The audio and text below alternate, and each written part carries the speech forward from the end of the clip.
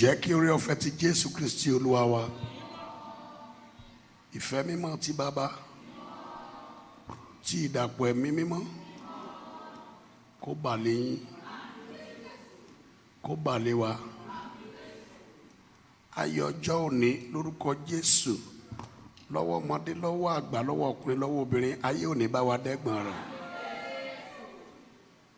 Bẹ́ẹ̀ ti fa ayọ̀ jáde, tẹ́ ń fi ẹ̀kúnrẹ́rẹ́ ayọ̀, tẹ́ ń fi ẹ̀kúnrẹ́rẹ́ ayọ̀ jáde lórúkọ Jésù, ogun ọ̀run kó pàdé ogun ayé yín.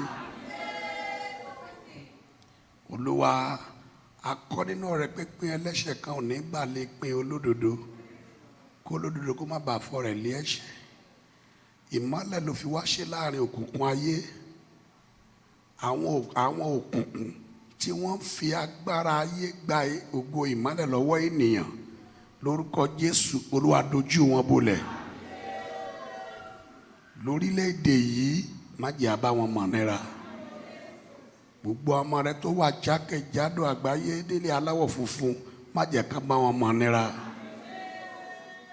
Oore ọ̀fẹ́ ikú àti àjíǹde rẹ, èyí tẹ́ fi fi májẹ̀mú ìjọ mímọ́ kalẹ̀ sí orílẹ̀-èdè Nàìjíríà, táwa ń ṣọlá ṣògo nínú rẹ̀, èyí tẹ́ fi dà wá pọ̀ máwọn àyànfẹ́, ẹ jẹ́ kó tó fún wa. Abundant blessing, let it be our portion. Àwọn olófo tó lè fẹ́ gbògo lọ́wọ́ ọmọ ológo, Olúwa ṣe wọ́n mọ́ṣẹ́. Káyé má fèrè wa ṣàpínlé. Lórúkọ Jésù, ẹ ò ní gba bí iṣẹ́ dọ́gba ẹ̀wọ̀n. Bẹ́ẹ̀ ò ti máa padà lọ síbi iṣẹ́, ẹ ò ní gba bí iṣẹ́ dàtí mọ́lé.